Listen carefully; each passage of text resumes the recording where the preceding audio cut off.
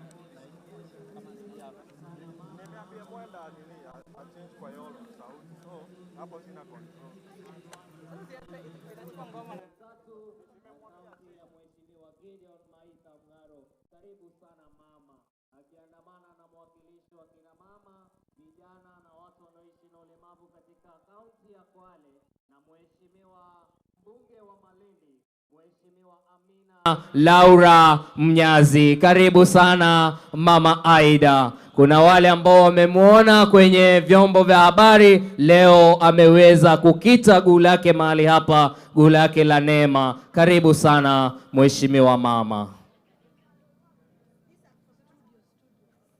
Kama nilivyokuwa nikiwachukua awali ya kwamba baada ya mgeni wetu rasmi kutembelea vibanda vyetu sehemu zile, atakuwa baadaye anajumuika pamoja na sisi. Pale tuko na kibanda cha gatuzi la Kilifi, tuko na kibanda kutoka maeneo tofauti tofauti. Kwa hiyo baada ya mzunguko huo ataweza kujumuika pamoja na sisi katika ukumbi huu. Niweze kuhatarisha tu punde tu mgeni wetu rasmi atakapoingia katika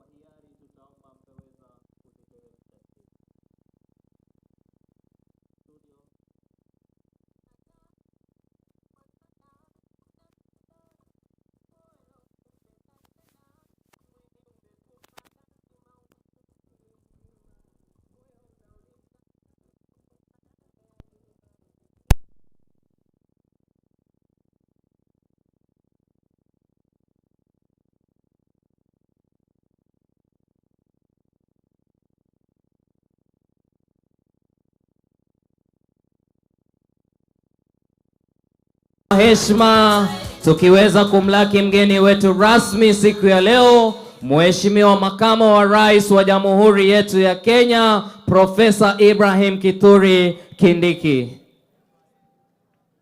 Studio, endelea kutupakulia kibao tafadhali, tukiendelea kumkaribisha. Wapi shangwe na vigelegele? Studio, karibuni kabisa kila mmoja. Tafadhali nitaomba popote tuliko tusimame wima kwa sababu ya wimbo wa taifa na wimbo wa Jumuiya ya Afrika Mashariki, tukiongozwa na wanabendi wa huduma ya maafisa wetu walinda wanyamapori nchini. Bendi.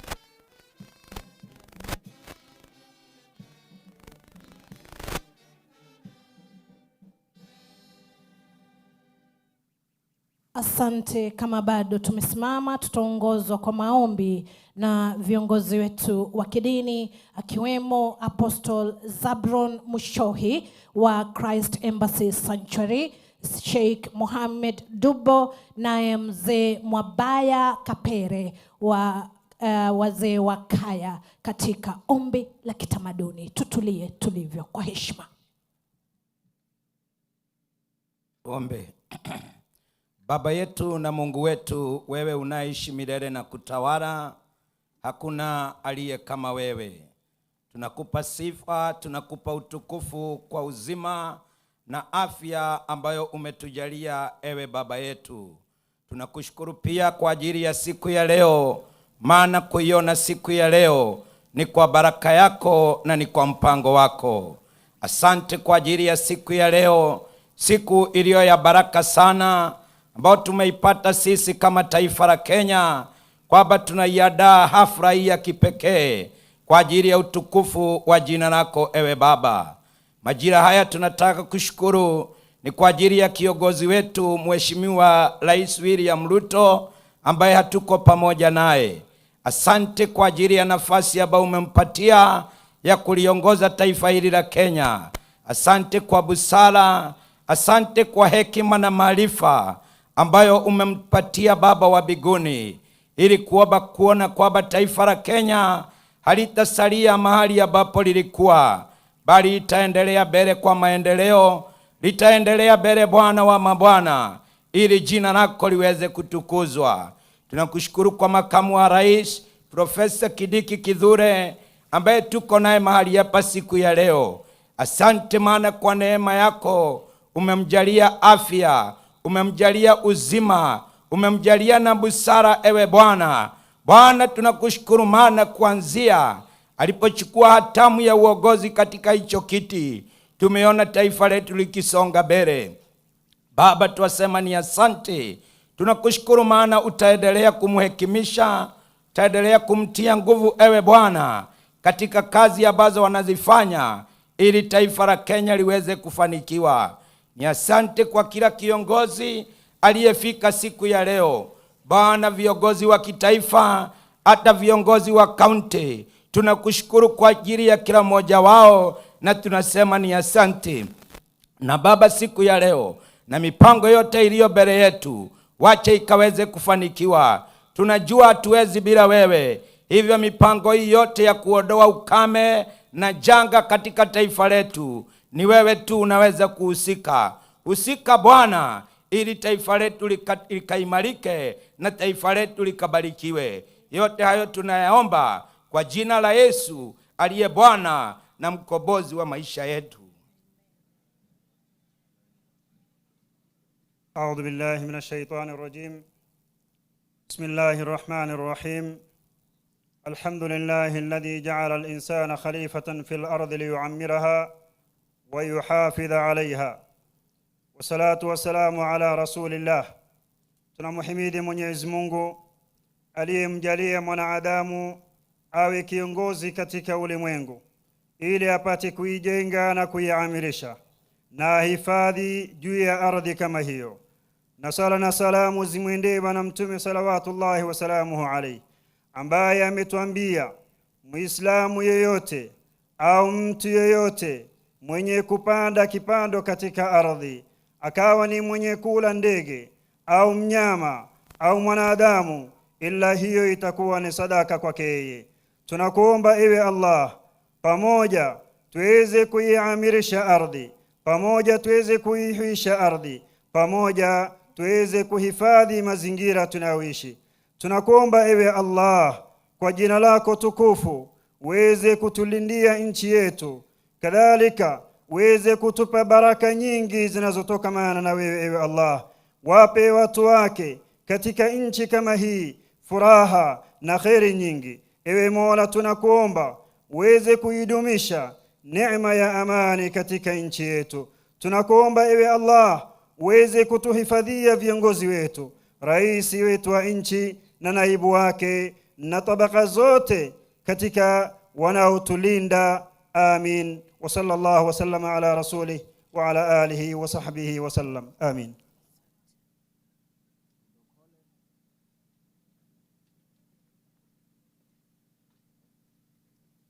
Aya midisimilani, amidisimilani, akaya similani, ago similani, uchisimila, malamazo, sigomai.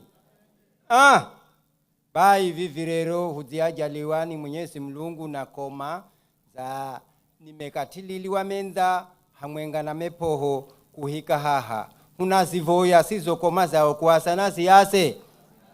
Vichi hasa bai huna mala siyu mujeni wehu adie kuza haha ariye ni chilongozi wehu na chilongozi wehu mbomu ariye ni Ruto.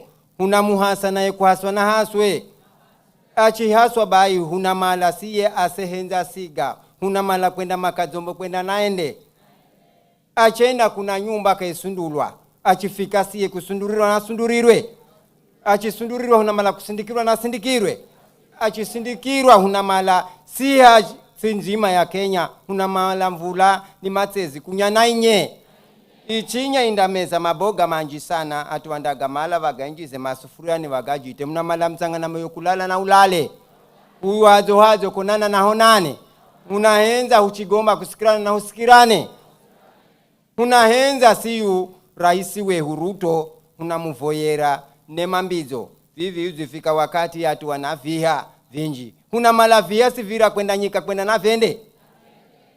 Huna mala siye mtumia bai. Siro rakwa ndiro gomba hunahenza kwenda Zulu kwenda na rende. Hazo konana na honane. Amizi similani. Amizi similani. Amizi similani. Nashukuru sana. Kwa chikao chichi. Mimi ni mabaya wa Mbura. Ni lakaya chonyi.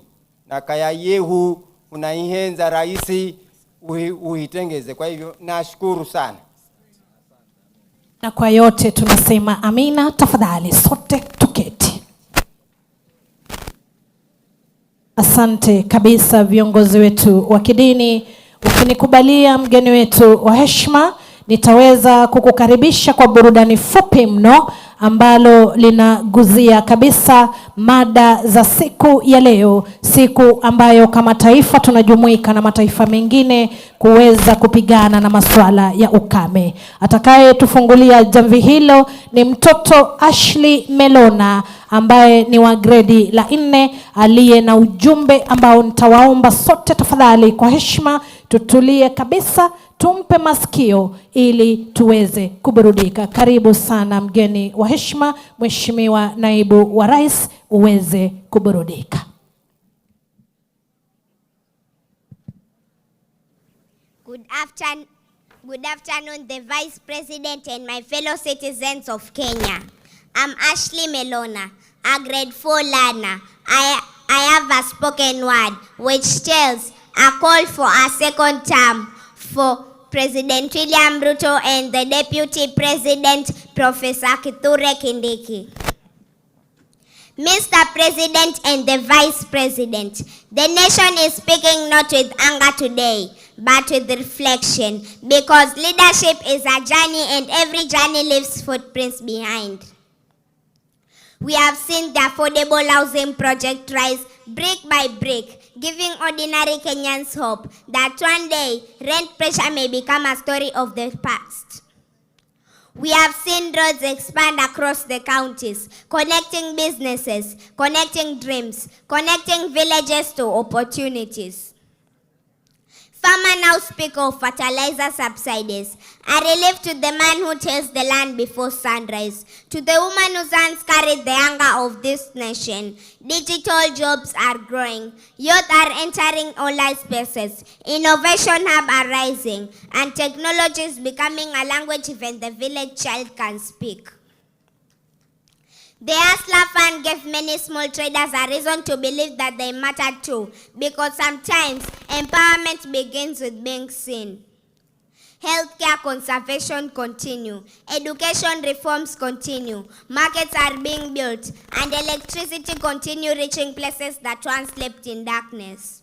Mr. President and the Vice President, your work is not finished, but your effort is visible. That's why we are saying 2 times bila breki. The youth still seek jobs, families still fight high living cost. Businesses still pray for stability, but leadership is tested most when challenges refuse to disappear. And even in criticism, there are citizens still hoping, still praying, still believing that Kenya can rise higher, because this country is not built by the government alone. It is built by farmers, teachers, hustlers, students, boda riders, nurses, creators, and dreamers. So, as you lead today up to 2032, may wisdom guide your decisions. May service remain greater than politics. And may every heartbeat of Kenya continue to grow stronger. And when history writes a chapter, may it say, he tried to lift the nation. He carried the hopes of the common citizen. He believed Kenya could move forward, because Kenya is watching, Africa is watching, and the future is listening. May peace remain in our land. May unity overcome division. And may the heartbeat of Kenya continue to grow stronger. For we are more than our struggles. We are Kenya, strong, resilient, and still rising. Kenya mbele, Kenya imara, Kenya maendeleo ya kung'ara na Vice President. Thank you. Be blessed.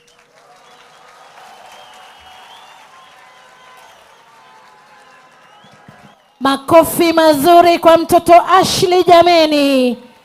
Kenya mbele, Kenya iendelee kung'ara, na Kenya ing'are na nani? Naibu wa Rais. Makofi tena kwa mtoto wetu Ashley. Asante. Watakaofuatia Mheshimiwa Naibu wa Rais ni Vipingo Central Primary. Popote mlipo, karibuni pia muweze kutuonyesha makali yenu. Nao Dream Dancers wajiandae vikamilifu, bila kuwasahau wana mashaiha Giriama Dancers. Vipingo Central Primary, tafadhali ukumbi ni wenu.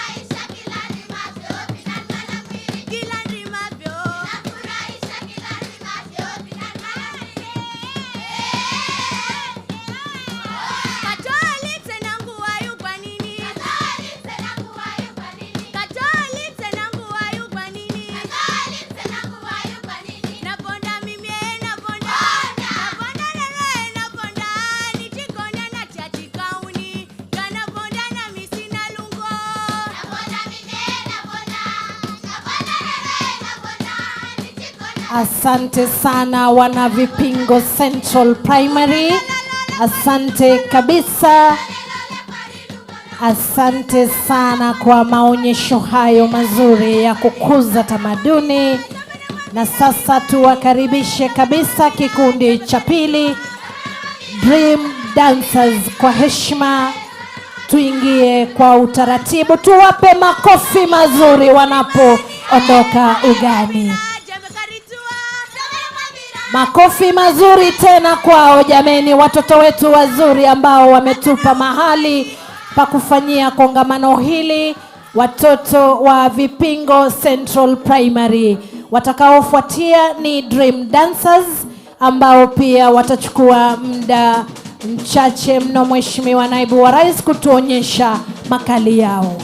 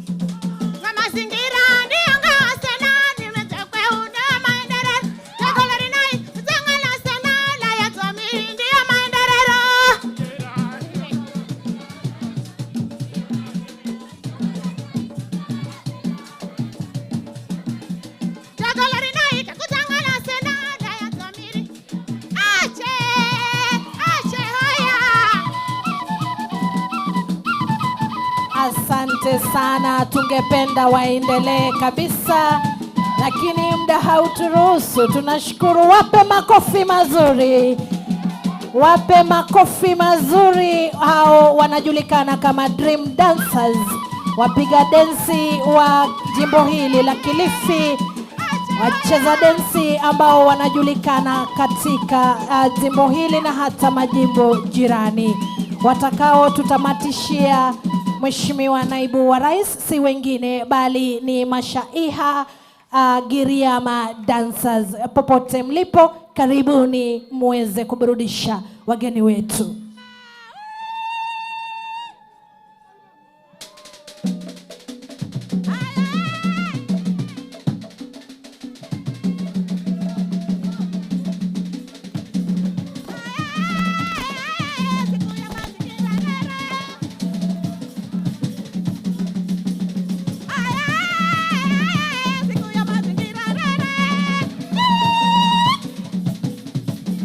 Unakula ya indomie,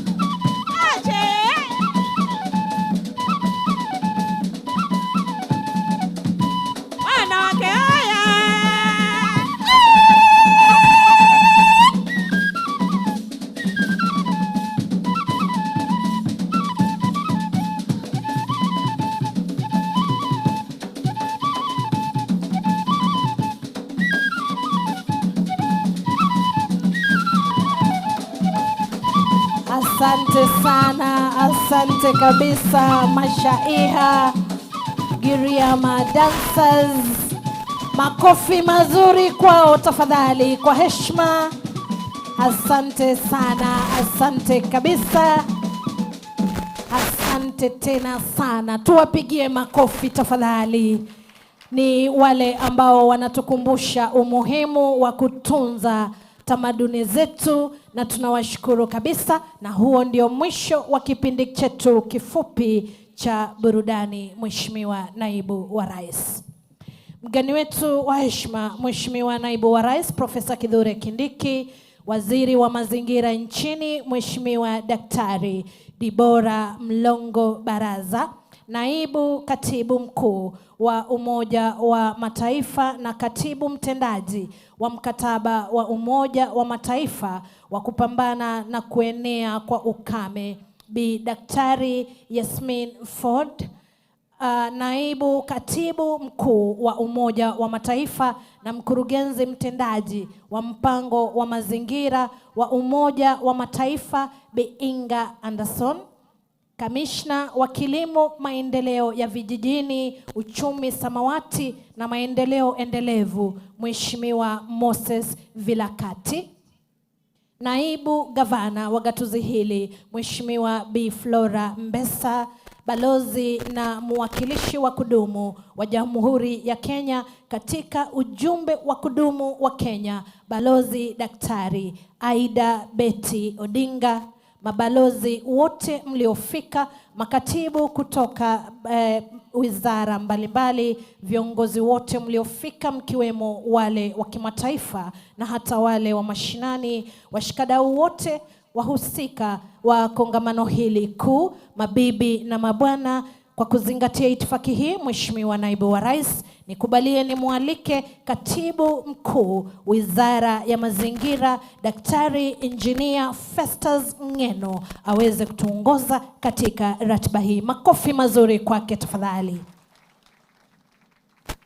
Your Excellency, the Deputy President of the Republic of Kenya, Professor Kithure Kindiki, who is our chief guest for this event, our Cabinet Secretary, Dr. Deborah Mlongo Baraza, the Executive Director, UNEP Inga Anderson, the Executive Director, UNCCD, Dr. Yasmin Ford, the PR to UNEP and UNON, Her Excellency Mama Aida Odinga, Your Excellencies Ambassadors present, the Deputy Governor of Kilifi, Her Excellency Flora Mbesa, members of Parliament present led by the local leadership, the Environment Committee members, distinguished guests, ladies and gentlemen, good afternoon.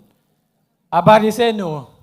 Allow me, Your Excellency, on the onset, because I know they will not have time to speak, to allow the organizers of this event, who are the focal point for UNCCD, led by the chairman of NEMA, and you are both kindly be upstanding, and all the technical committees who are responsible for planning for this event. Kindly, we truly appreciate you, Your Excellency. NEMA is the focal point for UNCCD, supported by various partners. Asanteni sana kwa kuja na kwa kupanga hii mpango.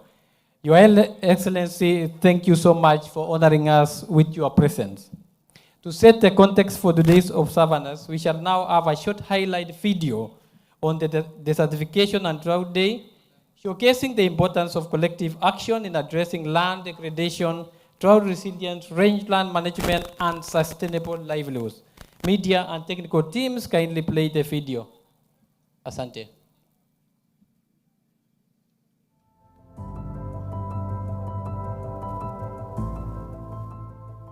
During the last drought alone, that's how much Kenya lost. Not numbers on a page, lives, livelihoods, years of wealth wiped out in months. Right now, across our rangelands, over 3 million people face hunger. Hundreds of thousands of children are malnourished. And the pattern keeps repeating because we're treating the symptom, not the disease. Fula bisani tan bisani kamnu sana ke jaba jirra ola baranatu fula bisani obbane bisan ke machine nu kamnu le kuro tendane namo bafti nam ko mile rachechetet ayara dabet. These aren't statistics to the people living them. But here's what the World Day for Drought and Desertification is really about. It's a reminder that rangelands aren't wastelands waiting to be fixed. They're living systems. They're home to 250 million pastoralists across Africa. Saa hii Mbilali mfugo hakuna chakula, binadamu pia hawana chakula. Watu wako na shida ya chakula. Watu wako na pia shida ya maji pia. Serikali pia wamejaribu kusaidia. Kuna namna mingi serikali wameintervene. Kuna chakula ya relief, ingawa ni kidogo iko. Kila mwezi tunapata.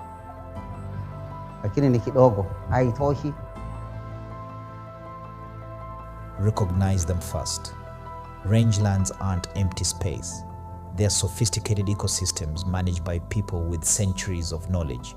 Respect that knowledge and then restore, not by imposing solutions from outside, but by working with communities to rebuild what drought and policy failure have torn apart. Because here's the truth, nobody wants to say out loud, we've had the technology and the resources to prevent mass livestock death for over a decade, yet animals still die. Communities still lose everything.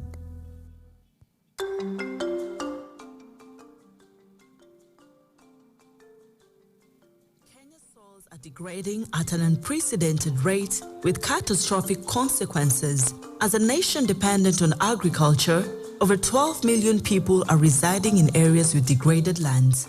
Unfortunately, smallholder farmers face a heavy burden with soil erosion, erratic rains, climate variability, agrobiodiversity loss, and soil nutrient depletion. Hatukuwa tunajua maana ya kutunza mchanga.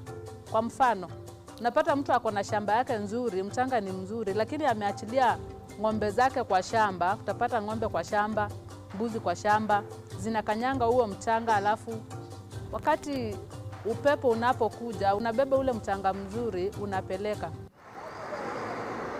Maana hizi mitaro hapa ilikuwa ni maji ilikuwa imetengeneza. Na kila mara kinyesha, maji napita hapa, natoa mtaro kubwa. Kuna wakati mwingine ilikuwa imebeba ng'ombe mpaka huko chini. Kwa hivyo tulikuwa tunapata shida mingi sana kwa sababu hata kuna wakati tunashindwa kufuka. Land degradation in Kenya has the potential to have lasting effects on both the economy and the way of life for Kenyan people.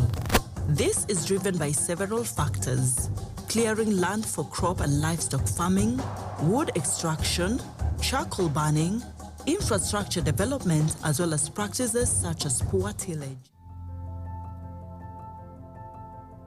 And the next drought isn't coming someday. It's already here. And this time, we know what to do. Recognize, respect, restore. It's not just a theme, it's a call.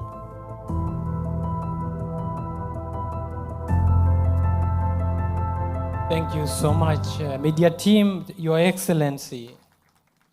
The video has clearly reminded us that the urgency of restoring our degraded lands, strengthening our drought resilience, protecting livelihoods, particularly for communities in dryland and rangeland ecosystems. And therefore, Your Excellency, rangelands are the lifeblood of Kenya's dryland ecosystem, supporting over 70% of our nation's livestock and millions of pastoralist communities.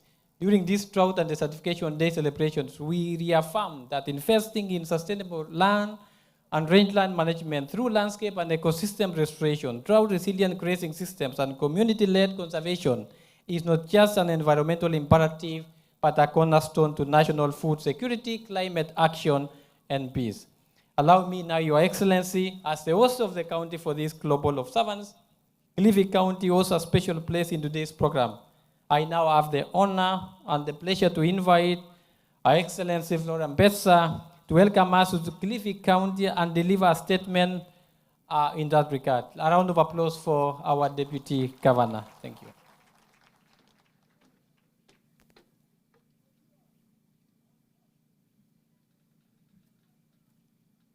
Your Excellency, the Vice President of Kenya, let me ride on the protocol already observed.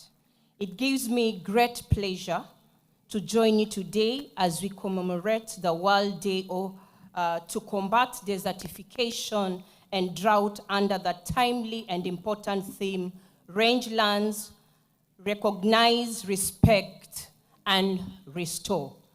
I bring you warm greetings from His Excellency the Governor, Gideon Maitha Mng'aro, and the people of Kilifi County. Here we say you have breakfast at the beach, lunch at the game drive, and dinner at the sand dunes.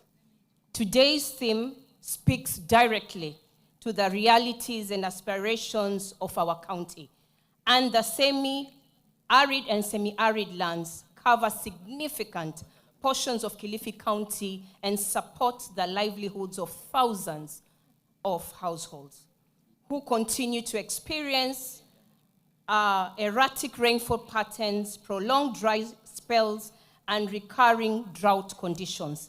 These pressures, Your Excellency, have contributed to land degradation, declining of productivity, and loss of vegetation cover, and increased vulnerability among our communities. Therefore, the call to recognize, to respect, and to restore our rangelands are very, very important. In Kilifi, we are saying recognizing our rangelands means acknowledging their economic, ecological, and social value.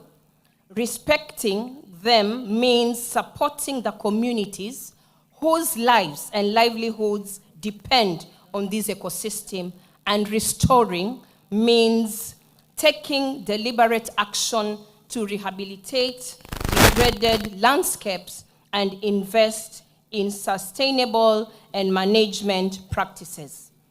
As Kilifi County government, we recognize that sustainable management of rangelands is not merely an environmental concern, it is a developmental priority. Healthy rangelands mean healthier livestock, improved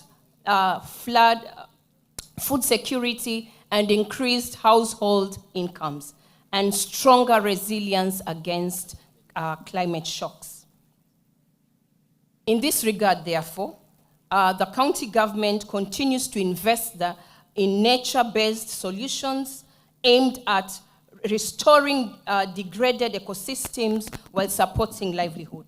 These interventions include tree growing initiatives, promoting agroforestry, sustainable grazing practices, soil and water conservation measures, and protecting our indigenous ecosystem. Ladies and gentlemen, I am proud to report, as a county government, together with our partners, we have now planted over 3.2 million trees across both terrestrial and marine ecosystems. However, our focus now goes beyond planting. We are looking at nurturing. Our priority is to ensure these trees survive. They grow, they contribute meaningfully to increase forest cover, improve ecosystem health, strengthen climate resilience, among all this. We have a deliberate effort to plant fruit trees that go a long way to give nutrition to our children. Furthermore, in Kilifi, we have developed a forest policy and forest act, which are currently under review to ensure they adequately address merging environmental and rangeland management challenges. The future, ladies and gentlemen, of our rangeland depends on collective action. Government alone cannot achieve this transformation. We need stronger partnerships with communities, development partners, civil society organizations, research institutions, and the private sector. Together, we can restore degraded landscapes, strengthen climate resistance, expand forest cover, and create sustainable opportunities for future generations. As we mark this important day, therefore, let us recommit ourselves to protect our environment, ensure that our natural resources continue to support livelihoods for generations to come. Let us recognize the value of our rangelands. Let us respect the communities that depend on them, and let us restore these landscapes so that they remain productive, resilient, and sustainable. With those few remarks, I thank the organizers for bringing us together and wish all of us a fruitful deliberation. With your permission, Your Excellency, wacha niinue wafanyakazi wote wa ndani ya county government na wale ma-MCA. Tafadhali simameni mutambulike. Just wave wafanyakazi, mawaziri, chief officers na a few MCAs. Asante sana. God bless Kenya. Asante sana. Round of applause to our Deputy Governor. Thank you so much. Your Excellency, the County Government of Kilifi have really given us a good host, and they have really supported this program together working with the National Environment Management Authority. Allow me, Your Excellency, to invite the Deputy Majority Leader, Honorable Owen Baye, to make a statement and introduce the other members of Parliament. And tulikuwa tumesikizana na yeye. Deputy President, Your Excellency, Professor Kithure Kindiki, Mama Aida Odinga Waziri, and all other protocols as established are respected. Your Excellency, I just want to make one statement as I recognize and then invite the Member of Parliament for this area. One, Your Excellency, you know land is life. Land is life. And better quality land means better quality life for our people. Degraded land, land that has not been managed properly, means life that has challenges, Honorable Deputy President. And therefore, as a Kilifi County and as a Parliament, we commit ourselves to ensure that we restore our lands, we respect our lands, restore them, and make this land more useful, more productive, and better quality life for all Kenyans. And that is the pledge from Parliament, and that's the pledge from the people of Kilifi. I thank you. I would like to introduce members of Parliament. I know the Deputy President was a bit worried, but don't be worried. I'm okay. So I want to start with Honorable Katambi. Honorable Katambi, MP for Njoro, Karibu Sana. I want then to introduce Mama Amina Mnyazi, MP for Malindi. I want to introduce MP Paul Katana, the MP for Kaloleni. I would like to introduce Lote, MP for Kacheliba. And then I want to introduce Masito, MP, Women Rep for Kwale County. And lastly, I want to introduce my friend Bwire, MP for Taveta. Having done those protocols and having observed that, Honorable Deputy President, Your Excellency, I want to invite the MP for this area, the Honorable Ken Chonga, Ken Kitty Chonga, to make his statement, and then probably Honorable Ngeno will take it. Thank you very much. Sumilani Midzi. Sumilani. Thank you.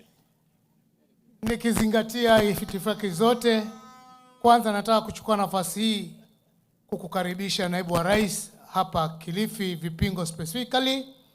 Na pia pili, ningetaka kuchukua nafasi hii kushukuru kwa sababu shughuli kama hii ambayo kwamba inakuwa observed ulimwengu mzima leo iko hapa Vipingo.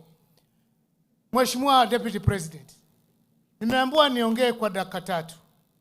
Ukweli wa mambo, mwanasiasa ukimwambia dakika 3 umemweza kabisa. Lakini nitatumia dakika hizo 3 nizungumze maswala ambayo yanahusiana na shughuli ya leo. Your Excellency the President, tumeangaziwa ile theme ya leo ambayo ni kuhusu mazingira, na kwetu hapa Pwani katika kuhifadhi mazingira kama alivyozungumza naibu wa governor, kuna mimea ambayo kwamba pia ni matunda. Uchumi wa mtu wa hapa Pwani umetegemea toka jadi mmea wa korosho na mmea wa mnazi. Hii pia ni miti. Tumeona kazi nzuri ambayo serikali ya mtukufu Rais Ruto inafanya kule bara. Majani chai, kahawa, pyrethrum, ile pia ni miti. lakini uchumi ule ambao ungechangia katika mazingira hapa pwani wa mkorosho na mnazi, huu umeachwa nyuma. Langu mimi ningekusihi, iwapo kama kweli tunaangalia Kenya isonge Singapore, ni lazima kila mtu aweze asubuhi kuweza kupata breakfast, apate pia lunch na apate kitoweo cha jioni. Ninasihi serikali isimame kidete kuimarisha mmea wa mkorosho na mmea wa mnazi, ili mbali na kuzingatia mazingira, pia iwe kitega uchumi kwa familia na jamii ya korosho, tuende Singapore. La pili, Your Excellency, kabla mimi niwe mbunge mpaka leo naimba tutam, kulikuwa kumeanzishwa chuo hapa Ronald Ngala University ambacho ni chuo cha utalii. Mombasa, Kilifi ni mahali ya utalii. Your Excellency, ni jambo la kuhuzunisha. Tunaona miradi inaanzishwa, barabara zinajengwa, manyumba yanajengwa, miradi ya kila aina inakuja na inamalizika. Chuo kile kimechukua miaka zaidi ya 20 hakijakamilika. Ni jambo la kusikitisha. Pale pana uchumi ambao umelala, vijana watapata kazi. Huu mji wa Vipingo unaweza rahisi kukua. Mheshimiwa Rais, kwa unyenyekevu tunaomba serikali yako, kabla hatujengea kwa tutam, tuhakikishe kile chuo tuweza kukifungua. La tatu, Your Excellency, juzi rais alikuwa hapa, na katika majadiliano ambayo yalipita ilikuwa ni masuala ya usquatter, Your Excellency, ambapo tunashukuru serikali yenu imetenga kima cha bilioni 5 kuhakikisha kwamba mtu wa pwani hawezi kuwa squatter tena.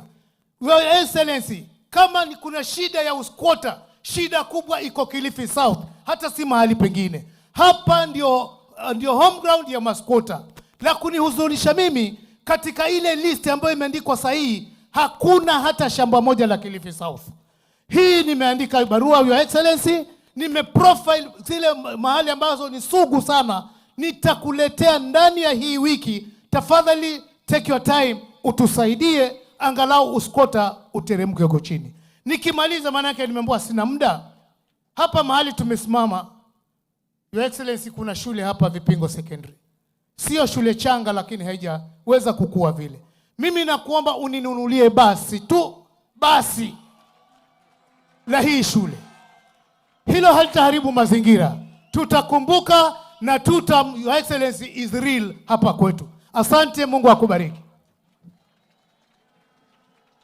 Asante sana, tumpigie makofi.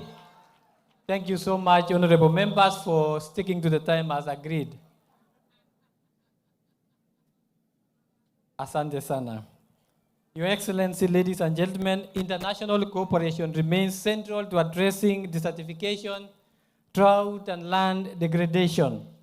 I would now like to request the media to play a video message by the Deputy Head of Mission, Ambassador Alexander Findre, speaking on behalf of the diplomatic community to deliver a statement. Media team, please.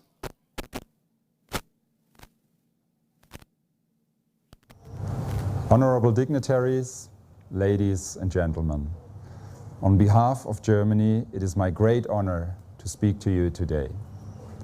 And before I start, I would like to congratulate Kenya for hosting the global observance of this 2026 World Day to combat desertification and drought. It marks the first time in nearly a decade that the African continent has hosted this prominent international event. Congratulations. 95% of the food we eat depends on soil. Healthy soils are the foundation of food security, prosperity, and development. Soils are also the world's second largest carbon sink, and land ecosystems are a cornerstone of biodiversity. When we protect land, we protect the ecosystems that sustain life and the livelihoods of millions of people. Rangelands recognize, respect, restore. This year's theme for Desertification and Drought Day is both timely and necessary. For too long, rangelands have not received appropriate attention. Their contribution to food and nutrition security, their role in sustaining healthy ecosystems, and their importance for fostering climate resilience are still widely underestimated. Yet, their global relevance is undeniable. Rangelands cover more than half of the Earth's land surface and support the livelihoods of over 2 billion people. In Kenya, the importance of rangelands is evident. Arid and semi-arid lands cover nearly 80% of the country and support millions of pastoralists and agro-pastoralists. With the International Year of Rangelands and Pastoralists, UNCCD COP17 and the upcoming UNCCD flagship initiative on rangelands, 2026 is a key moment to significantly accelerate action on rangelands. But it goes beyond that. 2026 is a triple COP year, and with it comes a clear call to act jointly across land, climate, biodiversity agendas. Germany, as host country of UNCCD and UNFCCC Secretariat, is committed to strengthening agricultural and food systems as a key lever for synergies among the 3 Rio Conventions. The protection and restoration of land, including rangelands, is essential for ensuring sustainable livelihoods now and in the future. Germany and Kenya have enjoyed a long-standing relationship since 1963. Agricultural and rural development, land restoration and resilience have been a common interest throughout. Currently, Germany invests more than 215 million euros in the transformation of Kenya's agri-food sector, and our cooperation bears fruits. Through our cooperation, more than 100,000 people are benefiting from interventions to better manage their natural resources and prepare for climate shocks across Turkana and West Pokot. And more than 88,000 hectares of agricultural lands have been protected and restored in Western Kenya. Just to give 2 examples. However, it is not only here in Kenya that the Kenyan and German government are pulling together to achieve a common goal. As partners committed to a strong multilateral system, Germany and Kenya share a common interest in advancing the Rio Conventions. Today's event contributes to that shared agenda. We look forward to working with all partners to translate this agenda into action on the ground. Asanteni sana, Dankeschön, and thank you very much. Thank you so much, the Deputy Head of Mission, for your statement and for reaffirming the importance of global solidarity in addressing land degradation, drought resilience, and sustainable rangeland management. Your Excellency, distinguished ladies and gentlemen, Kenya is honored to host this global observance, a moment that speaks to our close partnership with the United Nations system and our shared commitment in addressing environmental challenges through cooperation and collective action. It is now my distinct honor to invite Ambassador Dr. Aida Bedi Odinga, Ambassador and Permanent Representative of the Republic of Kenya to UNEP and UNON, to deliver a statement. Welcome, Your Excellency. A round of applause.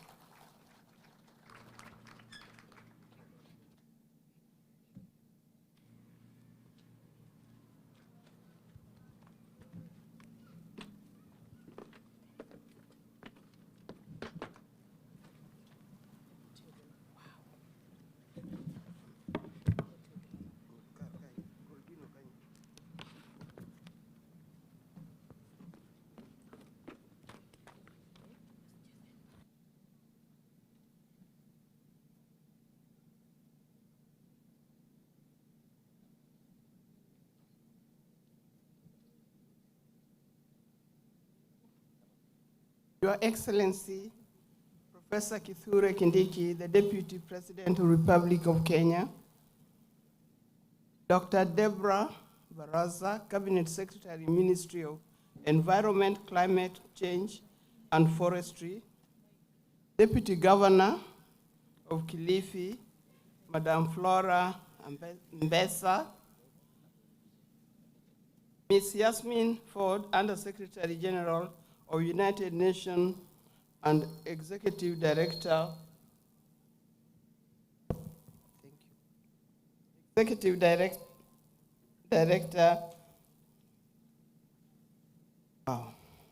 of United Nations Environmental Program, Dr. Engineer Festus Ngeno, Principal Secretary of the State Department for Environment and Climate Change, development partners, representative of civil society, academicians, the private sector and local communities, ladies and gentlemen, good afternoon. I'm pleased to join you today as we commemorate the global observance of World Desertification and Drought Day of 2026.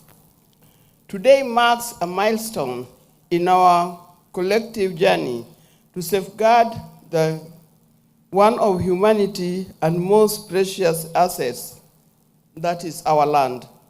This day serves as a global call to action to address the growing challenges and desertification, land degradation, drought, which continue to threaten ecosystem, livelihoods, food security, sustainable development worldwide. This year's theme, Rangelands, recognizes, respect, restore, is both timely and urgent. Rangelands covers about earthly terrestrial surface and support the livelihood of billions of people, including millions of pastoralists who are custodians of this ecosystem. However, around the world, rangelands are increasingly under pressure from climate change, unsustainable land use, and biodiversity loss, and frequent droughts. In Kenya, more than 80% of our landmass consists of arid and semi-arid lands, which are home to vibrant pastoralist communities whose cultures, economies, and resilience are closely linked to healthy rangelands. These landscapes provide grazing resources, regulate water cycles, conserve biodiversity, and contribute significantly to the national economic development. However, the impact of land degradation and prolonged droughts continue to undermine these benefits. Droughts continue to undermine the benefits. Communities face declining productivity, reducing water availability, increased vulnerability to climate shocks, and growing competition over natural resources. These challenges demand bold, coordinated, and scientific-based responses. Ladies and gentlemen, this observance plays a critical role in raising awareness, strengthening political commitments, and mobilizing investment towards sustainable land management. It also highlights successful local solutions and implies the voice of communities that are leading to restoration efforts on the ground. Kenya has proudly commemorated this day since 1995 across arid and semi-arid counties, demonstrating commitment to combating desertification and building drought resilience.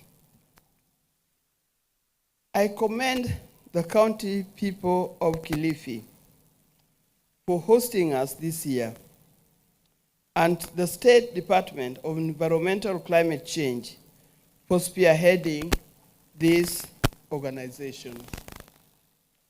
Restoration rangelands is investment in people, prosperity, peace.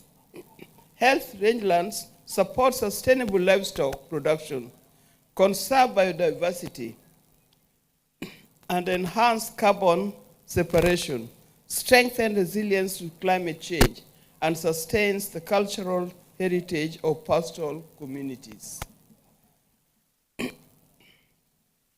As we reflect on this theme, I wish to emphasize 3 things. First, we must recognize the value of rangelands, their contribution to food system, biodiversity conservation, climate regulation, and local communities must fully appreciate and integrate into national development planning. Secondly, we must respect the knowledge and rights of pastoral communities. Indigenous and local knowledge system have sustained this ecosystem for generations. Effective restoration requires meaningful participation to secure land tenure and to include governance and empowers communities as partners in leadership. Third, we must restore degraded lands at scale. Restoration is one of the most cost-effective investments available to humanity. Through sustainable grazing management, ecosystem restoration, water conservation, agroforestry, and climate-smart land use practices, we can reverse degradation and build resilience for future generations. In conclusion, let us use this occasion to renew our commitment to protecting our land resources and support the communities who depend on them. Let us work together to ensure that future generations inherit productive landscape, thriving ecosystem, and resilient economies. Ladies and gentlemen, together, let us recognize and respect and restore our rangelands. Thank you very much, and may God bless you.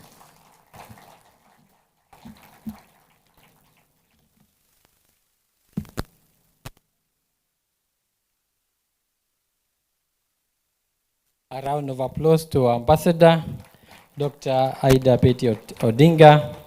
Thank you so much for your statement and for reaffirming Kenya's continued engagement with the United Nations system and in addressing collaboration, desertification, degradation, and drought. We truly appreciate your statement, Your Excellency. Your Excellency, now it is my honor and distinct pleasure to invite the Cabinet Secretary for Environment, Climate Change and Forestry, Dr. Deborah Mlongo Barasa, to deliver a statement. And she will also moderate the next high-level session that will include an address by the UNEP Executive Director, UNCCD Executive Director, the video message by UNSG, His Excellency Antonio Guterres, and lastly invite you, Your Excellency, to give the keynote address. With that, Your Excellency, thank you so much. I have been your moderator, Dr. Engineer Festus Ngeno, the Principal Secretary, State Department of Environment and Climate Change. Asanteni sana. Welcome. Thank you. Thank you, Principal Secretary. It is my honor to give my remarks and guide this high-level segment of the Global Observance of the Desertification and Drought Day 2026. Your Excellency, the Deputy President, Professor Kithure Kindiki, the Deputy Governor of Kilifi County, Your Excellency Flora Mbetsa, Ambassador Dr. Aida Betty Odinga, Ambassador and Permanent Representative to the Mission of the Republic of Kenya to UNON and UNEP, Ms. Inga Anderson, the UN Secretary General of the United Nations and the Executive Director of UNEP, Dr. Yasmin Fuad, the UN Secretary General of the United Nations and the Executive Secretary of the United Nations Convention to Combat Desertification, representatives of UN agencies, development partners, distinguished guests, ladies and gentlemen. It is a great honor and privilege to join you today here in Kilifi County as Kenya hosts the Global Observance of World Desertification and Drought Day 2026 under the theme, Rangelands, Recognize, Respect, Restore. On behalf of the Ministry of Environment, Climate Change and Forestry, which serves as Kenya's national focal point to the United Nations Convention to Combat Desertification, I warmly welcome all our distinguished guests, partners, and friends who have traveled from different parts of the world to join us for this important occasion. This event is historic for our country. It is the first time Kenya is hosting the Global Observance of World Desertification and Drought Day, and only the second in the continent. We are deeply honored by this recognition, which reflects Kenya's continued leadership and commitment in combating desertification, land degradation, and drought. Distinguished guests, ladies and gentlemen, this year's theme emphasizes the importance of rangelands as vital ecosystems that contribute to livelihoods, biodiversity conservation, and national development. It advocates for the recognition, respect, and restoration of these landscapes, urging sustainable management to benefit current and future generations. In Kenya, rangelands are key to the economy, food security, biodiversity conservation, and climate resilience, particularly in arid and semi-arid regions. Distinguished guests, ladies and gentlemen, Kenya is dedicated to implementing the United Nations Convention to Combat Desertification and therefore developed a 10-year national action program and established land degradation neutrality targets in 2017 that are currently being revised. Further initiatives include the 15 billion tree growing program, aiming to achieve a tree cover of 30% by 2032, which forms part of the nation's broader landscape and ecosystem restoration efforts. These actions are supported by strong policies and legal frameworks, such as the National Environment Policy, the National Landscape and Ecosystem Restoration Strategy, and Climate Change Act. We are already seeing positive results from our restoration efforts. This progress gives us confidence that sustained restoration can improve ecosystem health, strengthen resilience, and contribute to national and global environmental goals. Distinguished guests, ladies and gentlemen, the choice of Kilifi County for the Global Observance highlights its significant rangelands that support livestock and local livelihoods while addressing challenges like land degradation. This celebration emphasizes the need to restore rangelands and enhance drought resilience locally. Accompanying activities such as tree growing initiatives, water tank donations, and improvement in water infrastructure for vulnerable communities showcase a practical, community-focused approach to development beyond mere ceremonial observance. And in this regard, I want to direct the State Department of Environment and Climate Change as the national focal point and the National Environment Management Authority as the UNCCD National Operational Focal Point to work closely with the county government of Kilifi to establish a land degradation neutrality pilot in this country. This pilot should serve as Kenya's demonstration center for land restoration and provide a clear monitoring mechanism to showcase the benefits of land degradation neutrality. We appreciate the UNCCD Executive Secretary, Ms. Yasmin Furad, development partners, UN agencies, county governments, local community, and all stakeholders who have supported Kenya in hosting this wonderful and important global event. So let us commit to recognizing, respecting, and restoring our rangelands for people, nature, and future generations. Thank you. Distinguished guests, with those few remarks, Kenya is honored to host this global observance in partnership with the United Nations system, and UN continues to play a central role in supporting countries in addressing environmental degradation, biodiversity loss, climate impacts, land restoration, and sustainable livelihoods. And that is why it is my honor and privilege to invite Ms. Inga Anderson, the UN Secretary General of the United Nations and Executive Director of the UN Environment Program, to deliver her remarks.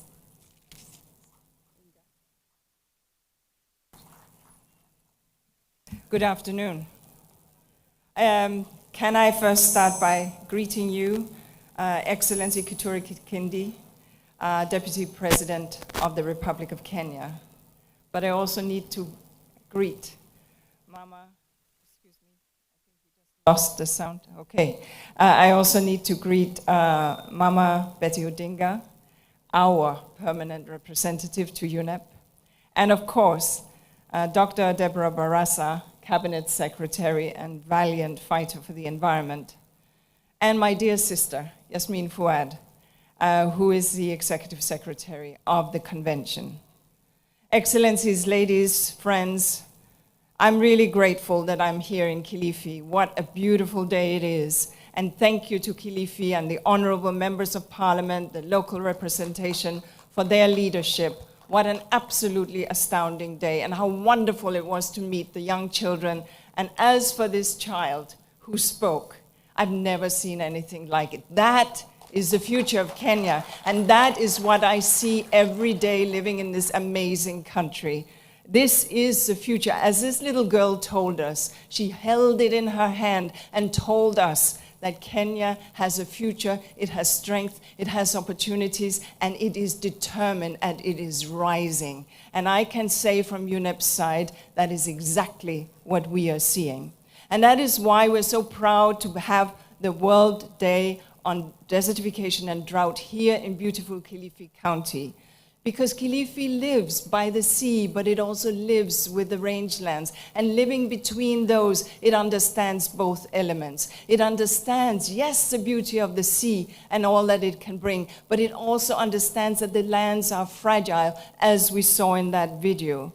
And so when I hear about Cabinet Secretary having committed to make land degradation neutrality for Kilifi County as a first set of goals, how marvelous is that? And I can say that we from UNEP will do all that we can to support you in that endeavor.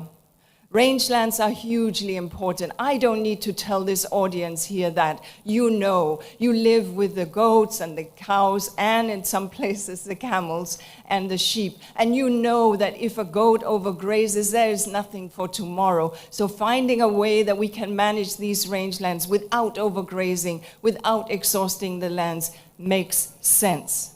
But here's the thing. As Mama said so well, who knows this best? That's the people who manage these lands. They know how to run them. So let's listen to local communities. Let's make sure that we understand the practices of our forefathers and foremothers, because they knew how to do it. And so today, as we address desertification and drought, it has to go, of course, far beyond rangelands alone. We at UNEP, we're very, very proud to work with the government of Kenya and here in Kilifi County, with local communities, with international partners on land degradation and drought.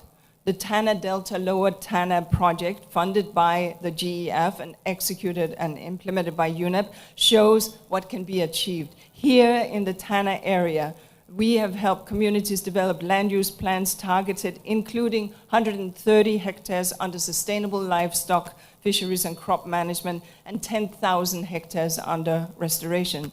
This work also supported by the establishment of community conservation area of 95,000 hectares, showing how land use planning can reduce, yes, conflict between communities on grazing rights, protect biodiversity, and support local livelihoods. But restoration is not enough. We have to prevent healthy land from becoming degraded in the first place. And that is what today is all about. We have to have early warning. We need to lean in on this. And today's day is exactly about this. I celebrate Yasmin Fuad, the leader of the convention. I look forward to supporting her in the upcoming COP. And I want to assure you that we from UNEP, we have been in Kenya for 54 years, and we have learned from our Kenyan friends, and we are proud to be here. And I thank you for having this day today in Kilifi. Thank you.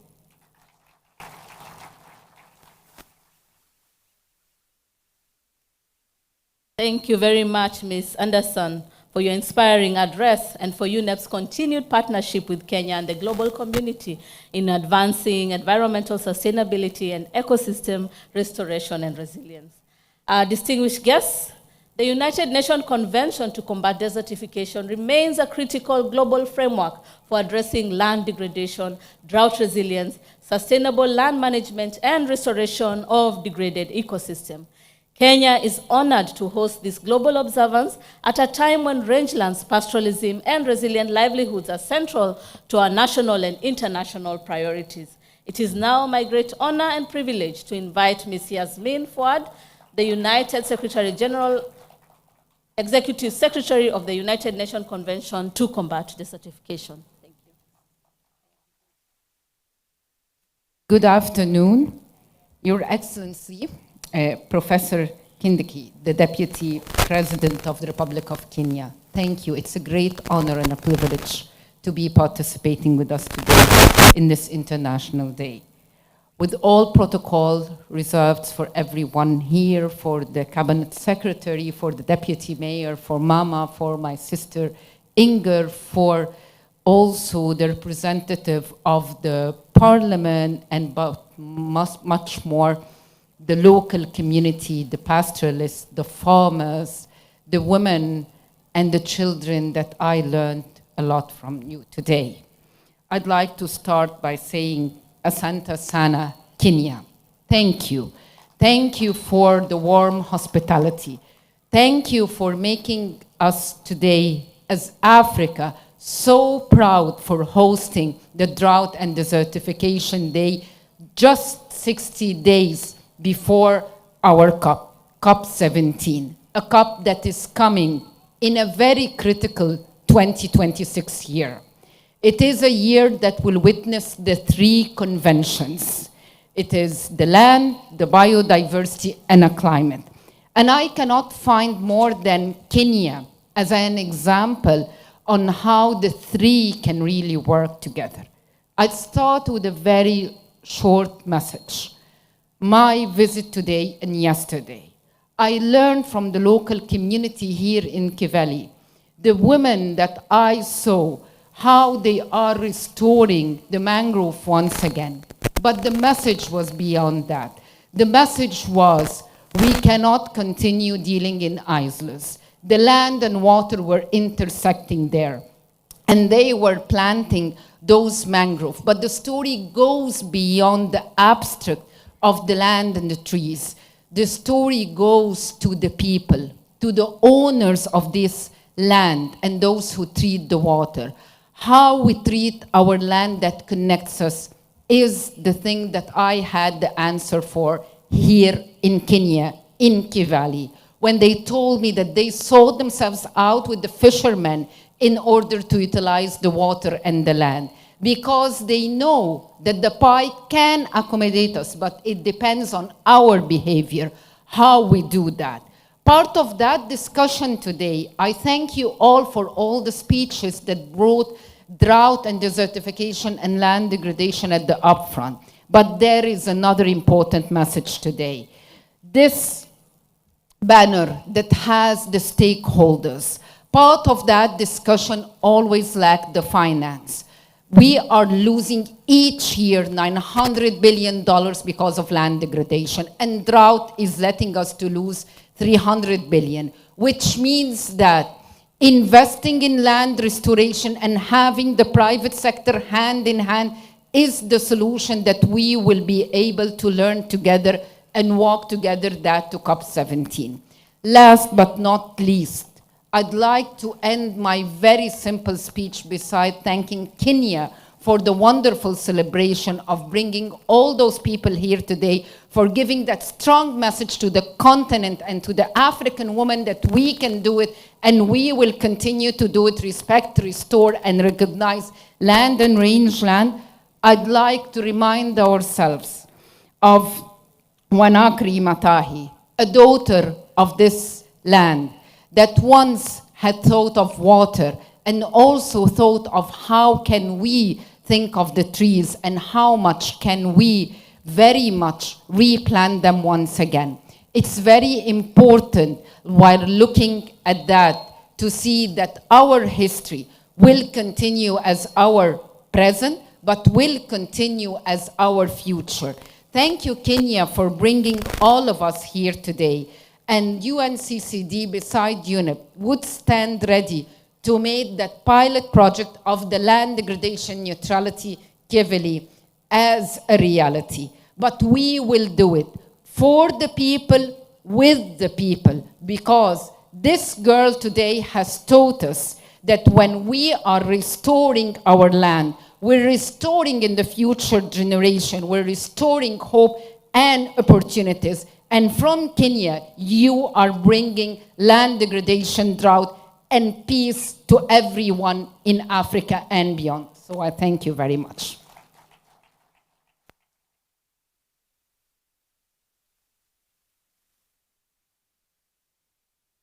Thank you. Thank you very much, Executive Secretary, for your inspiring address and for reaffirming the importance of global solidarity in combating desertification, land degradation, and drought. Kenya deeply values its partnership with the UNCCD and continued support towards sustainable land and rangeland management. Distinguished guests, ladies and gentlemen, we are honored to receive a special video message from Mr. Antonio Guterres, Secretary General of the United Nations. Media technical team, please proceed. Spaces found in every climate on every continent. They cover half the Earth's land surface, supplying vital food and fibers and sustaining over 2 billion people. They also play a crucial role as wildlife habitats and carbon sinks. Yet up to 50% of the world's rangelands are now degraded or at risk. These conditions threaten the global food system, harm local livelihoods, reduce biodiversity, and increase greenhouse gas emissions. On this World Day of Combat Desertification and Drought, we are issuing an urgent call to recognize and respect the world's rangelands. This means investing in restoration, especially water security, empowering rural communities through sustainable employment, and forging solutions across borders through international cooperation. This year also marks the International Year of Rangelands and Pastoralists, a chance to support the pastoralists and indigenous peoples whose traditional knowledge can help safeguard those ecosystems. To protect our future, we must protect the land. Together, let us ensure that rangelands everywhere thrive for generations to come.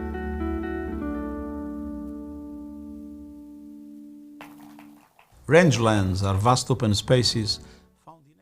Thank you. We deeply appreciate the Secretary General's message to the global community on this important occasion of the World Desertification and Drought Day. There is great significance today as it underscores the importance that the UN Global Call for Urgent Action to combat desertification, land degradation, and drought, while strengthening international cooperation towards restoration, drought resilience, and sustainable livelihoods. Distinguished guests, ladies and gentlemen, we have now come to the keynote address. It is my distinct honor and privilege to invite His Excellency, the Deputy President of the Republic of Kenya, to deliver the keynote address and official guide the nation and the global community on this important global observance of Desertification and Drought Day, Kenya. Please let us be upstanding as we invite His Excellency, the President.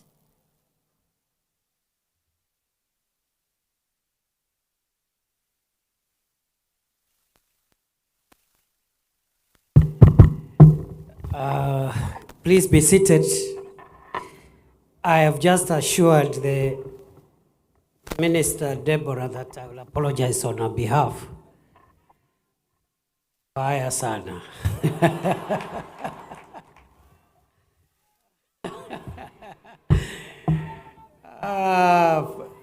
Friends, good afternoon. Good afternoon, friends. I think because we've been here for a long time, I will not read a speech. I will just share a few reflections on why we are here today, so that I can allow you to continue with the celebrations into the afternoon and the evening in your own ways. Allow me to recognize all dignitaries present, and also on behalf of the leader of our country, President William Ruto, I want to welcome those who have come from outside Kenya to Kenya. And I also want to take this opportunity to say that I have listened to the little girl who spoke here.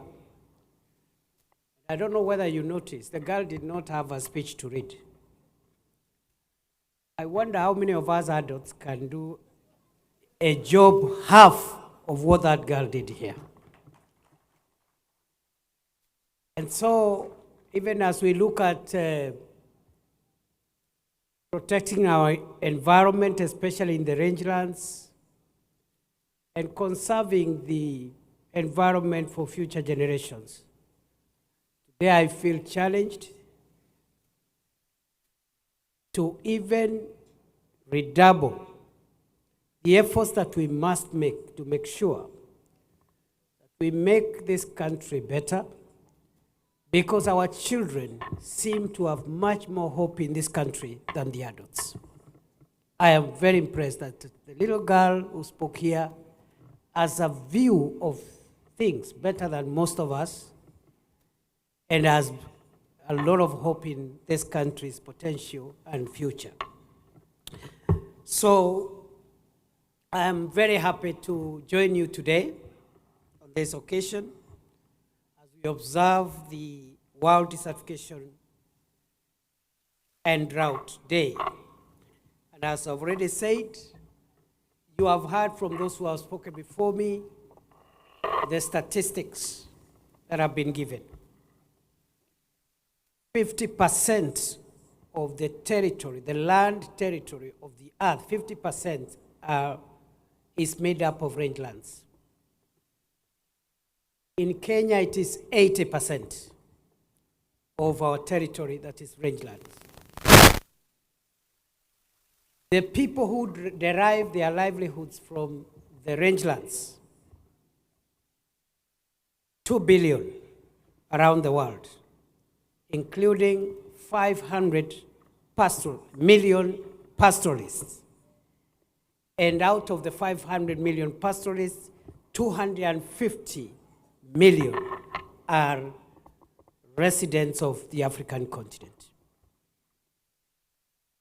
You have also heard from those who have spoken before me that we need to recognize.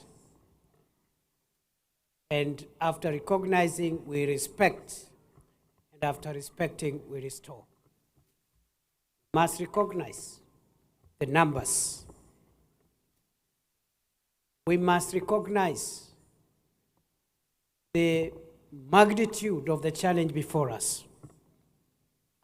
And we must recognize the duty that this present generation owes, not to ourselves, but to future generations. It's a proverb that says that this world, we have not inherited it from our ancestors. We have only borrowed it from our children. Therefore, our duty is to make sure we return this earth to our children better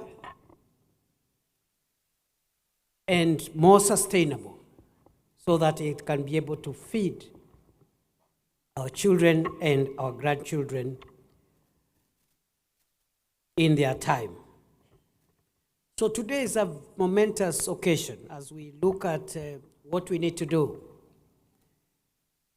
We must also recognize that rangelands are not wastelands. Rangelands are ecosystems of productivity.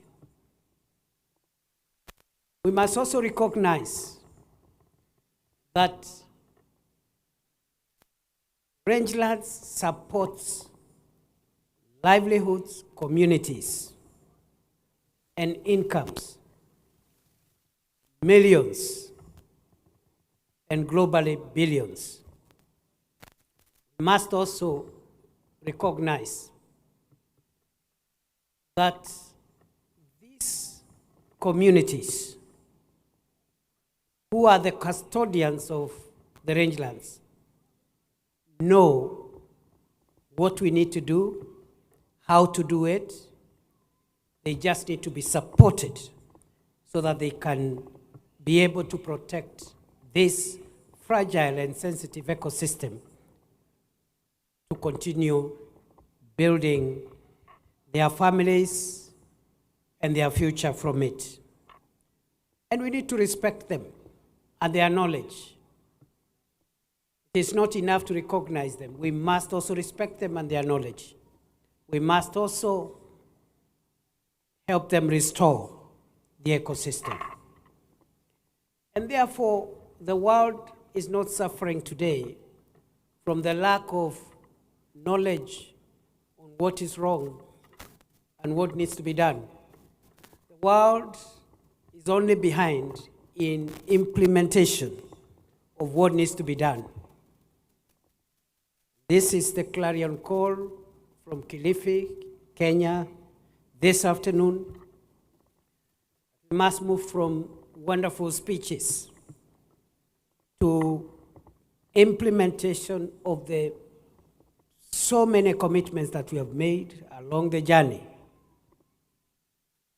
on combating desertification and drought, but also generally on the protection of our environment.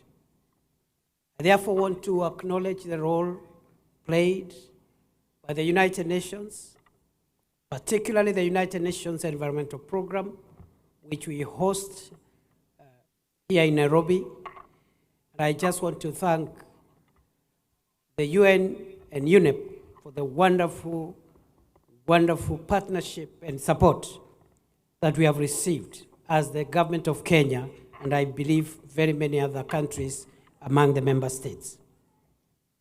I also want to recognize the role that has been played by the secretariats of the UN Convention on Combating Desertification.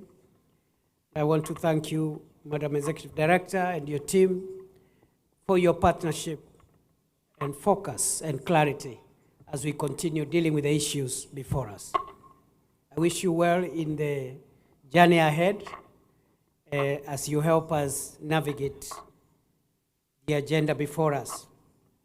So we must make sure we do not lose more productivity in the rangelands, because when land loses its productivity, farmers lose harvest, people lose income, pastoralists lose livestock, communities lose water sources, young people lose opportunities, and the incidence and burden of poverty, conflict, displacement is the consequence of loss of productivity in the rangelands.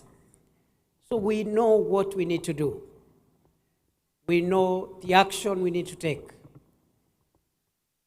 What we must do now is to provide timelines and a way of checking on ourselves to make sure that we are on track. Therefore, friends, because I promised that I will not read a speech, I just wanted us to contextualize why we are here. And I'm very also proud of the leadership of our ministry because of what is happening in this space. We are running a program, thank you, Deborah.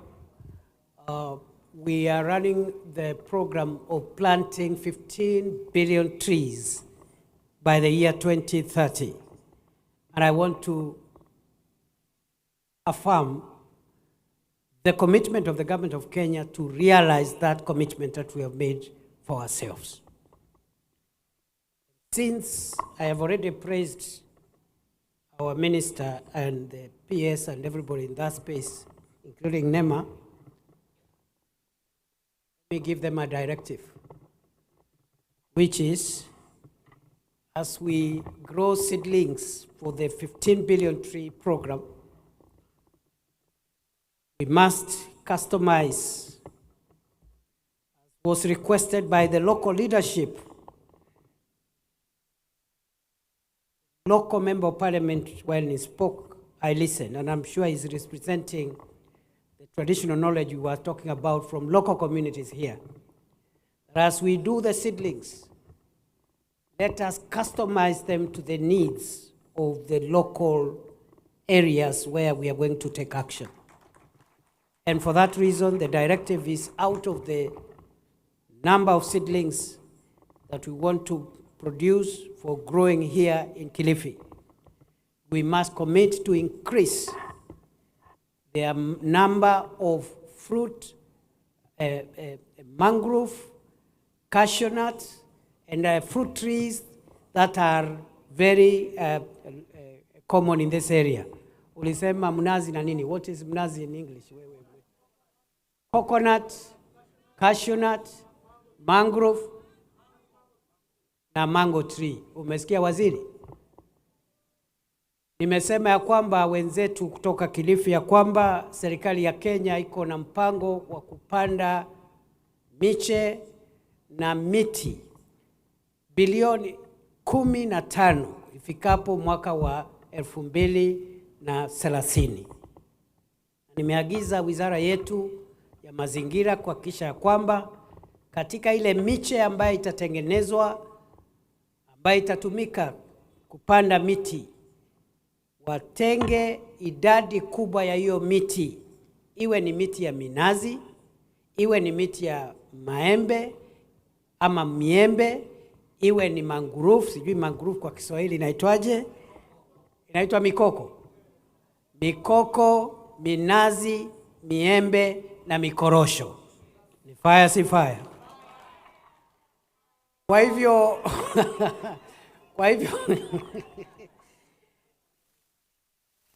kwa hivyo nimesema ya kwamba serikali yetu itahakikisha ya kwamba itatumia na itaheshimu jamii huku mashinani kuhakikisha ya kwamba ujuzi wao katika kulinda mazingira unatumika, na tunawasaidia kutumia huo ujuzi kuongeza ama kuinua uchumi wao, kwa sababu miti kama hiyo ambayo tumetaja ni miti ambayo sio tu ya kusaidia kuhifadhi mazingira, lakini pia inaongeza utajiri na inaongeza pesa katika mifuko ya watu wa Kilifi na watu wa Pwani. Vile vile nimesikia vile mbunge wa Kilifi South amesema, na tutafanya mambo yale ambayo umesema mheshimiwa, lakini nimekuuliza why have you ambushed me? Sababu ungeninong'onezea hapo, uniambie ni nini unataka tufanye, kwa sababu leo ni siku ya kitaifa na siku ya kimataifa. Lakini I think you are a good politician, you know how to take advantage of the moment. So I have heard what you have said. Tutakukamilishia hii taasisi ambayo tumejenga kwa miaka mingi hapa ya Ronan Ngala.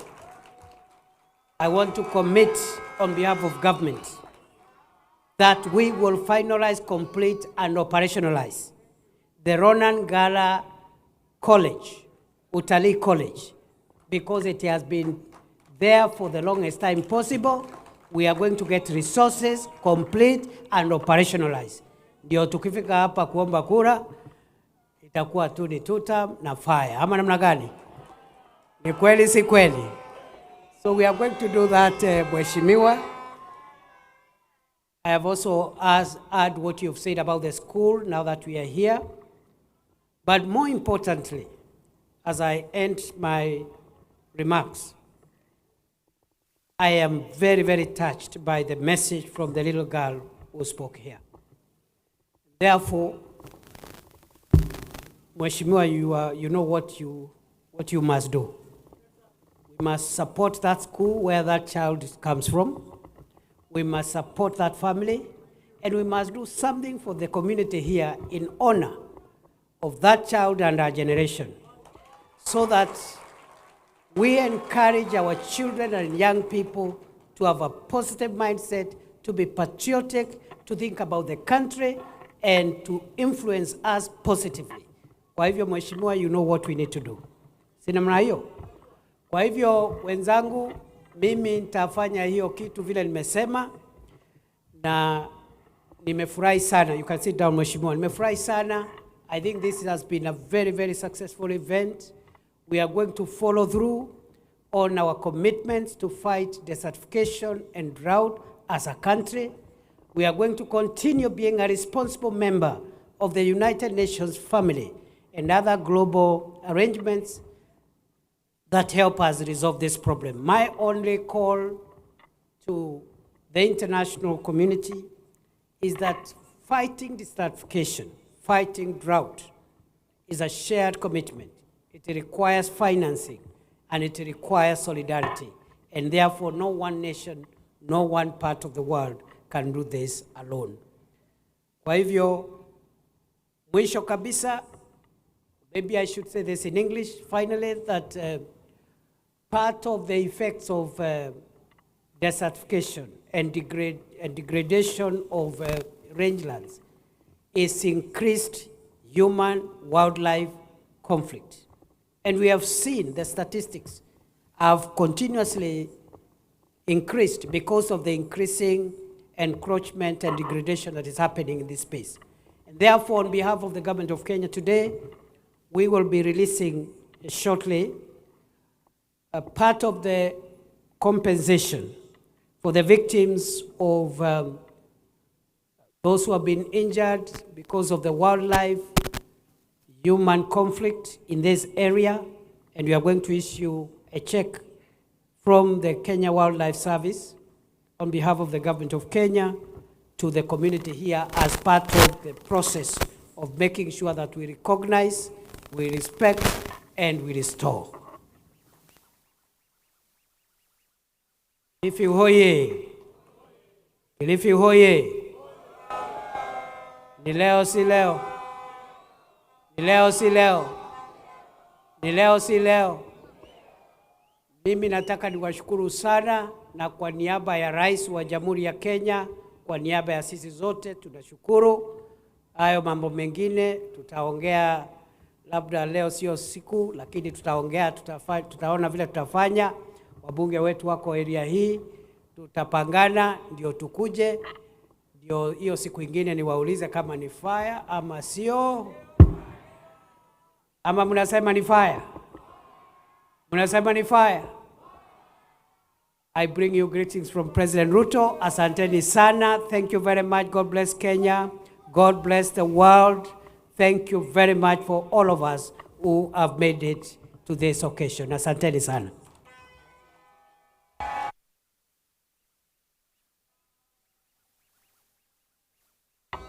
Bas, asante, naomba tuketi, those of us who can sit. PS, so I think you can read out this. Just read out the numbers. You can sit down, and who should come here with me? Maybe Thank you the so much. deputy governor, Allow the minister, me- and you know, who comes in front? Yes. Kakala Karao Shefa to represent the community, Katsokoi Mwabire, Lilian Sanita Kahindi. Your Excellency, this is beneficiaries, a list of 60 of them, who will be issued checks on 17th of June during the desertification and Drought Day celebration in Kilifi County. So kindly beneficiaries with the county government.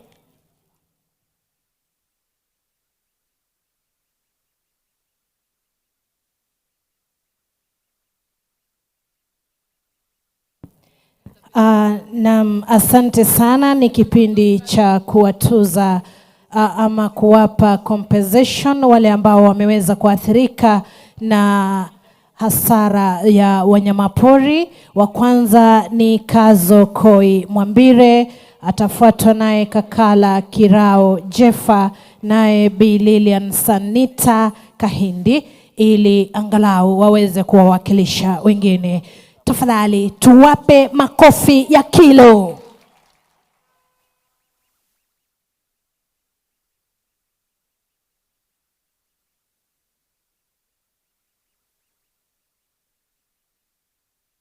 Asante sana, ni kupanguzwa machozi tu na serikali kuu kwa sababu ya hasara ambazo waliweza kuzipata wakulima hawa na wenyeji katika jimbo hili la Kilifi.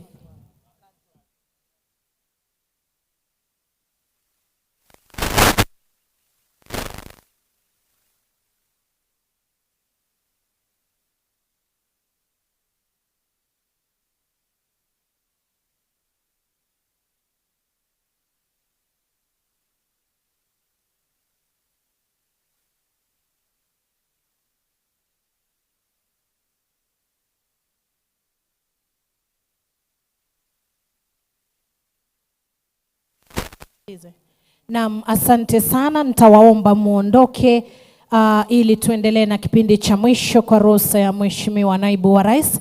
Kwa hivyo wengine sote tafadhali tuondoke.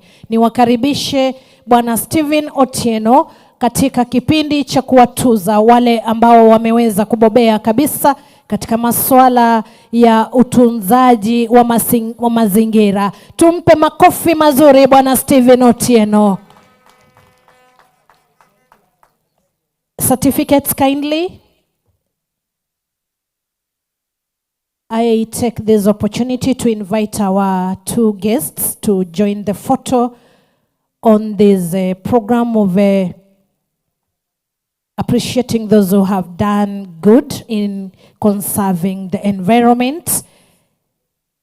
Wa kwanza wa kutuzwa ni Bwana Stephen Otieno. Bwana DG, tafadhali mpokeze Mheshimiwa Naibu wa Rais cheti hicho aweze kumpa Bwana Stephen Otieno.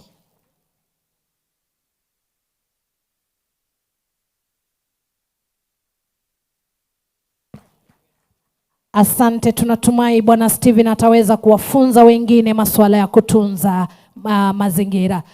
Wa pili ni Bwana Martin Ya. Mpigie makofi mazuri anapojongea. Bwana Martin Ya. Na atakayefuatia ni Empowerment Farmers Foundation, kikundi cha Empowerment Farmers Foundation. Na wacha mwisho ni Nature Kenya. Popote mlipo kwa haraka kidogo. Aya, makofi kwa Bwana Martin Ya. Aya, geuka tupate picha ya kumbukizi. Asante kabisa. Watakaofuatia ni kikundi cha Empowerment Farmers Foundation.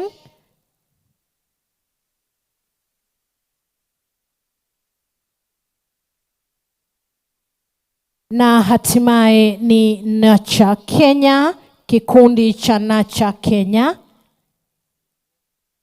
Nature Kenya, popote mlipo kwa haraka kidogo. Asante kabisa. Makofi mazuri kwao jameni. Hawa wamebobea kabisa kwa masuala ya utunzaji wa mazingira ambayo kwa hakika yameweza kutufaa sote. Kwa sasa tutakuwa na picha ya pamoja ya wageni wetu. We are having a photo for you, our visitors, with our chief guest. Let's give a smile, please.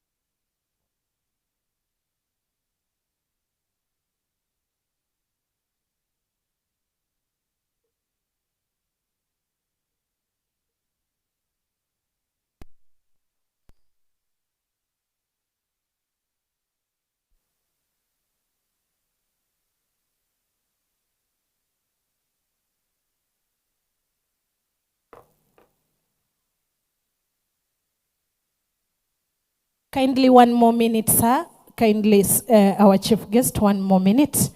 The NEMA team, kindly. The NEMA team, and KWS. Our area MPs tunaweza kuketi ili tuwaruhusu wageni. One more please. One more with the NEMA team and the KWS.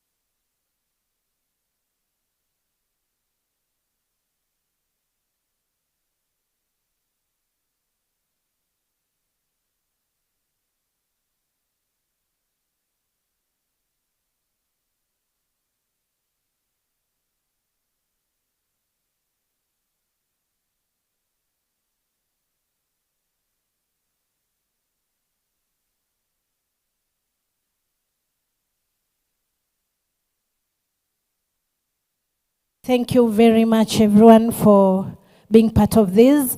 Tungealika the steering committee.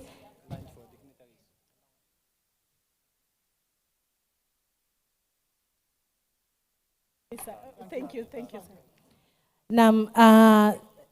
Tungealika the steering committee, lakini nitaomba samahani. Naomba Mheshimiwa Naibu wa Rais usalie kwa sababu ya wimbo wa taifa, na ninaomba kila mmoja tusimame kwa heshima.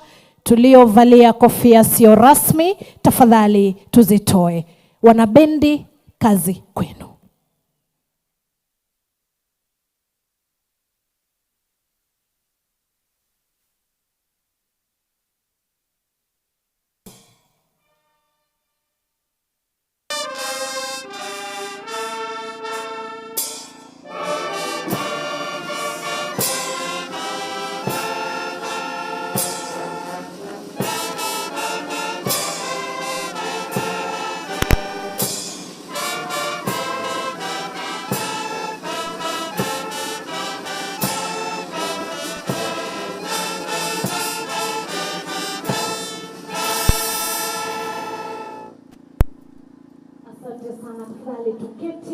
And all dignitaries, we have been invited for lunch.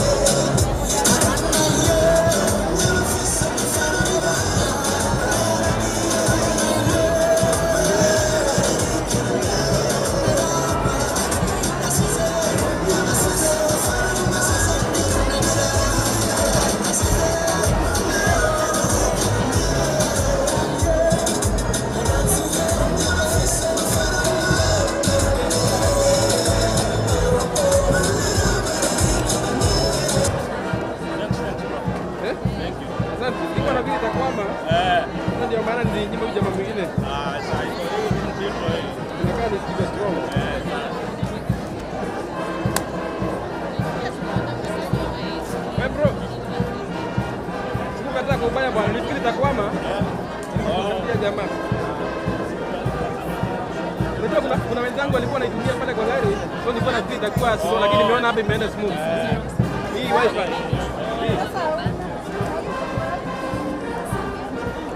Ili 30